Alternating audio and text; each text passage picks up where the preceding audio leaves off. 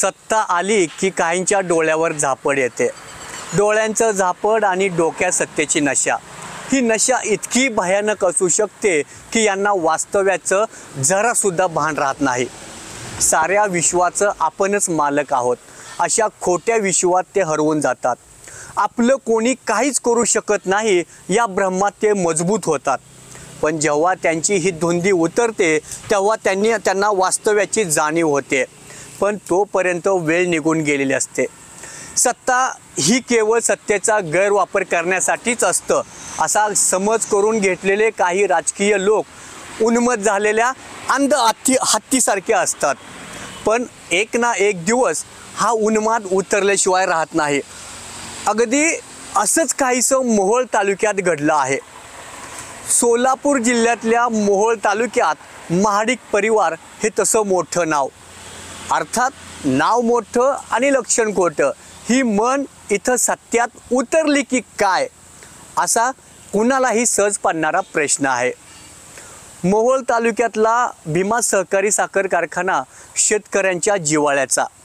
भारतीय जनता पक्ष पार्टीचे खासदार मुन्ना महाडिक यांचे चिरंजीव विश्वराज महाडिक हे या कारखान्याचे चेअरमन.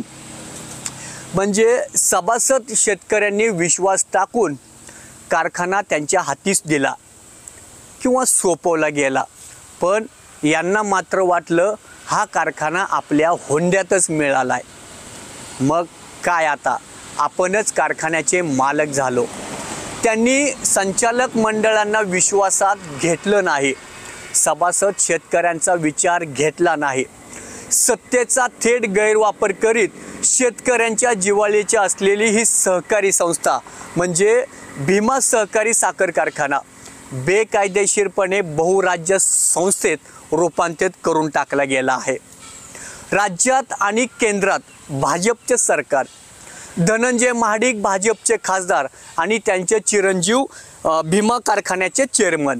मग सरकारी यंत्रणा वाकवायला किंवा वाकायला अडचण कसली येणार? कायदा वाकला पण सभासद शेतकरी मात्र नाही झुकला. जे काही झालं आहे ते सगळं बेकायदेशीर झालं आहे असा रोखठोक आरोप करीत सभासद शेतकरी सध्या करीत आहेत. सत्तेचा वापर करून शेतकऱ्यांची मोठी फसवणूक केली असा आकांत बळीराजा करीत आहेत. अखेर हे प्रकरण मुंबईच्या उच्च न्यायालयात दाखल झालं. मुंबई उच्च न्यायालयामध्ये ॲडव्होकेट चौधरी, ॲडव्होकेट वैभव परशुरामे, ॲडव्होकेट रणवीर चौधरी आणि ॲडव्होकेट त्रिशा चौधरी यांच्यामार्फत ही याचिका दाखल करण्यात आली आहे. या याचिकेची सुनावणी देखील झाली. पण या सुनावणीकडे सगळं लक्ष होतं. पण आता याची सुनावणी आता 25 जून रोजी होणार आहे. भीमा सहकारी साखर कारखान्यावरती बेकायदेशीर जवळपास शेकडो करोडो रुपयांचं कर्ज आहे. मात्र अद्याप कर्ज कुठल्याही स्वरूपात फेडण्यात आलेलं नाही. ही बाब माननीय मुंबई उच्च न्यायालयाच्या निदर्शनास आणून देण्यात आले. चेअरमन विश्वराज महाडिक यांनी केलेल्या सत्तेचा गैरवापर न्यायालयाकडून शिक्कामोर्तब होणार का? सत्तांत मनमानीला चाप लावून शेतकऱ्यांचा सहकारी साखर कारखाना शेतकऱ्यांचाच राहणार का याची प्रतीक्षा तर सगळ्यांनाच आहे. पाहूया 25 जूनला न्यायालयात काय होतंय ते. तोपर्यंत पाहत राहा न्यूज इंडिया मराठी.